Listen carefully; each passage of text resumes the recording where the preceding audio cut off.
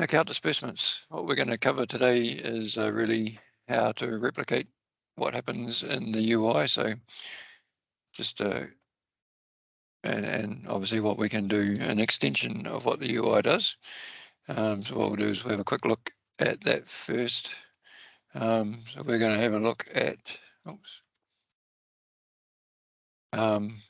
adding disbursements, and obviously there are events behind all of these little buttons and adding them. Also the approving disbursements, the wizard.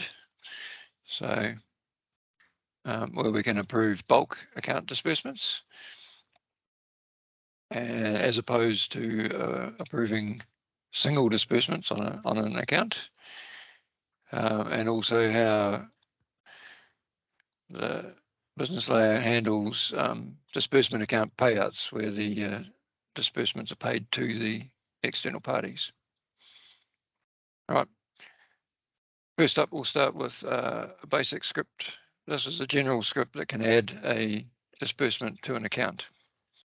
Okay, so this one is just a general script. Obviously, we load the account using the fund account disbursement object. We can key in effectively everything that the user would enter on the user interface. Excuse me, and add it to the collection of account's disbursements. Okay, so this one's going to add a $123 disbursement to external party AB. We need to put in all of the mandatory fields, just like you're doing if we push this button here on the user interface. So there's mandatory fields. Not sure why the value isn't mandatory, but that's another story. We're doing a payee type of dealer on this one. So back in our script, obviously external party ID is dealer.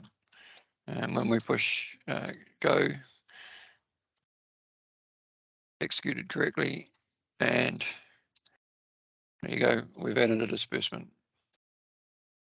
All right, that's only part of the journey with disbursements. The next thing we can look at is approving disbursements. Okay, so there are two ways to do this, and this is one of the big gotchas with disbursement code, is that the approved disbursement, the approved disbursement button here, if we push that, it would set that to complete and approve it. The big gotcha is that there is also an approved disbursements or a disbursements approve, which is when we run this wizard to approve them in bulk. Okay.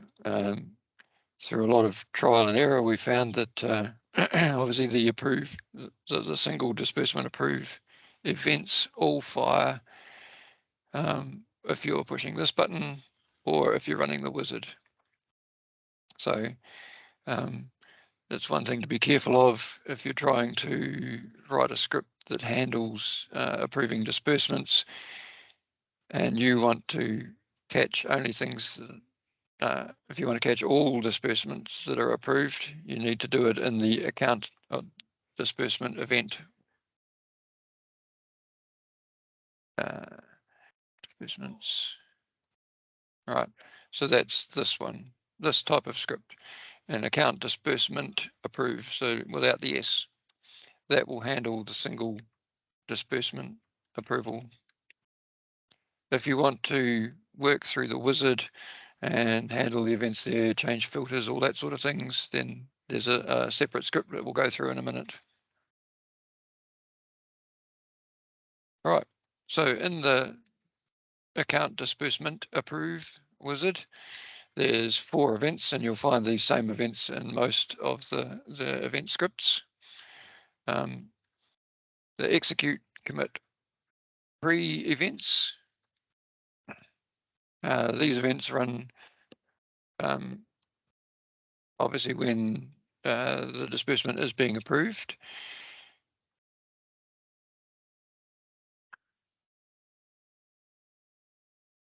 Okay, use the pre-event to validate anything that means the process should be cancelled. If it fails, in which case we would set main equals false. Obviously, you would do some validation before you did that, but for this purpose, I've just set it to there. And doing that means that when we push the go button, we say yes, and it fails. Okay.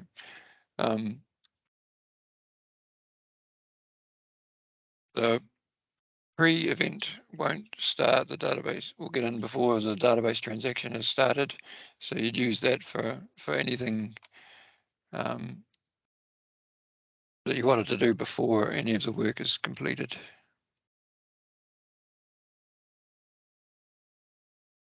We use the post events. If you use the post in transaction event, gives me to do anything that won't fail the disbursement, but that shouldn't be done if the overall commit of the disbursement is failing. So if you were doing anything extra to the account after the event, and you wanted to make sure that wasn't done if the commit fails, then that's when you would use this event. Using the execute commit post outside of the transaction, you would only do that if you had things that it didn't matter whether the commit failed or not, you were still going to do them. Yeah. That applies, of course, for all event scripts.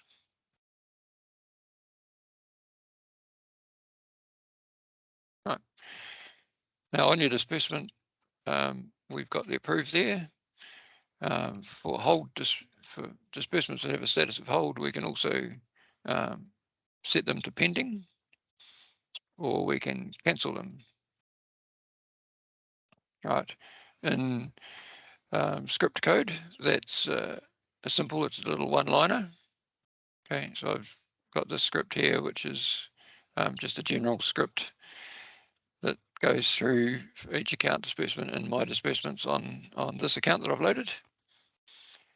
So for a hold disbursement that you wanted to set to cancel, it's just FinBell using the account functions. Okay, account functions are generally used for things like this, where there's a button to click, and all it does is an action. It doesn't have a wizard that goes with it. Yeah. Right. So we can do that for disbursement cancel. The same for hitting the reverse button, disbursement reverse, and we can also hit the approve button. Doing this, of course, will fire the event script. So it's exactly like pushing the button in the UI. So when I just did the change to pending, I didn't do one of those.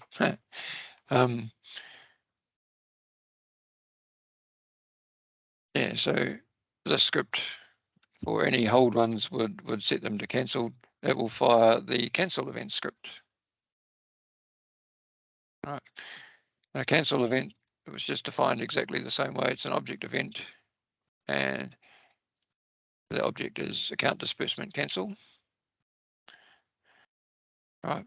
The events are exactly the same for all these event scripts. So you've got your two pre and your two post, and you use them in the same way, no matter which event you're trying to fire.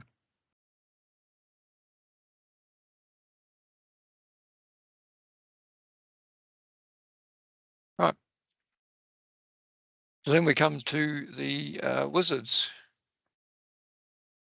So first of all, we have the approved disbursements wizard. Right, this is where the bulk disbursements. So you're approving a whole bunch of disbursements all in one go. Right. And Okay, I've got a script here which is just a general type script that would use as an unattended process. Okay, so this is cut down from a real life script that one of our clients use. All right.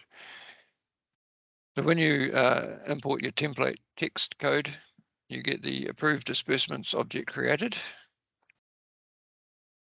Okay, and all it does is you get to set everything that's in the wizard. So when you go through the wizard, you get to select obviously who's, which type of disbursements you're approving, payee types, so and then range filters. So in our script, we're doing exactly that. Right. So these are exactly the same. You just set them true or false as you need. Update your ranges. The refresh. So it's the same with all widgets and wizards. Sorry, and the script code. The refresh is the same as hitting the next button in our wizard here. So we hit next, and that does the refresh. Right. I'm checking to make sure that some are included, and then we hit execute commit, which in our wizard is exactly the same as hitting the approve button. Right, so some are obviously included. When we hit approve, it will fire those off. Okay, so it fires account disbursements approve events. I think wizard events. Here we go. Right. So those events are held in your general account object event script. And when you add the template text code amongst a whole bunch of other events, you get these ones. Right. So we have refresh events on the account disbursements approve.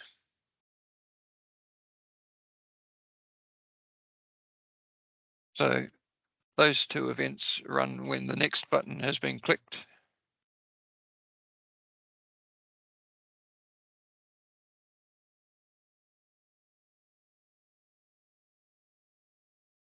Right. Got me? So those events run when the next button in the wizard has been clicked, and we're generating a list of disbursements to be approved. So you can use these events to shape the collection of the disbursement accounts that are going to be included in the overall commit, validating payments, and you can obviously in the refresh pre, you can fail to load the accounts if you need to. Okay. We use the commit events. They fire when obviously you hit the approve button at the end. We can use those to validate anything, sorry, not validate, but to do any extra actions that that may be required, just like your commit pre and post in the other event scripts we've already looked at.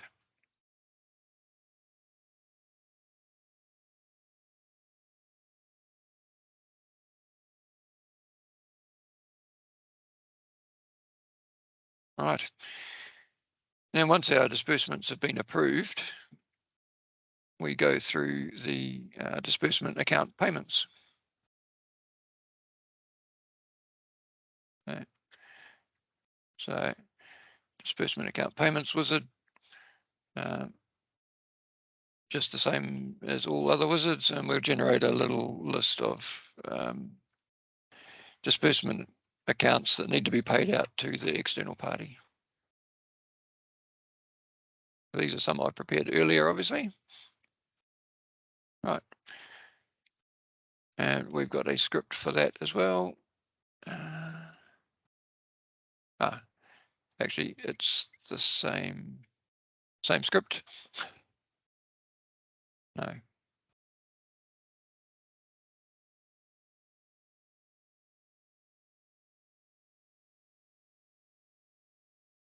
Yeah. So in the disbursement account payments code, same type of script. It's the account object event script.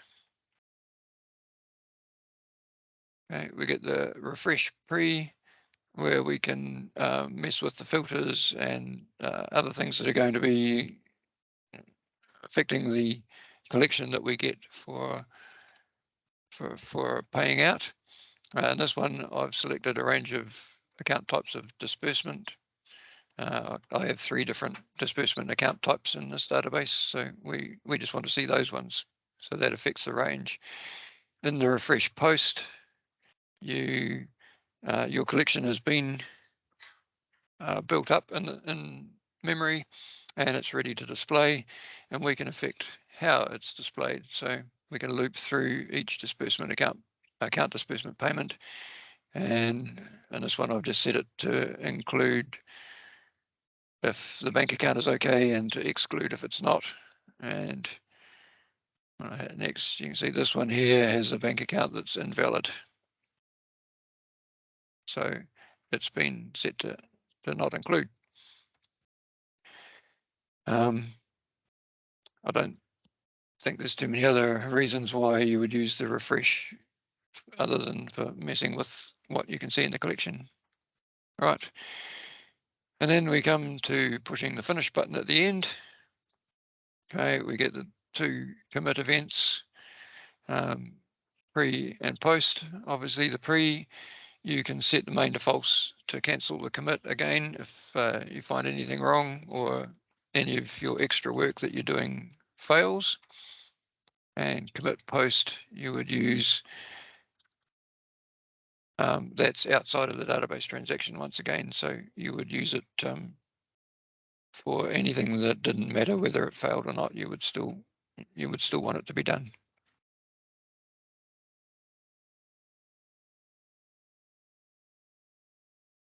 Okay, now one more event that we need to look at is disbursements reset, and this is when on an account, obviously each account type and each element and transaction will have its own disbursement defaults that you can use. So and there's a button on the account form to create default disbursements. Okay, so these transactions that are on the account are using elements that will create a disbursement by default. So when you push that button or when you create default disbursements from inside a script, the script will run. Okay, now it is an account object event script as well. Okay, so it's one of the events that comes up by default when you add the template text. And this is a somewhat real world use for that script, as we're creating we're creating another disbursement for VAT or GST whenever a disbursement is added. Oh, sorry, whenever the default disbursements are added. Okay, so one of the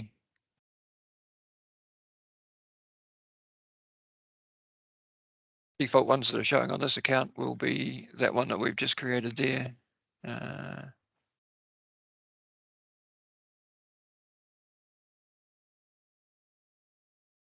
Expect.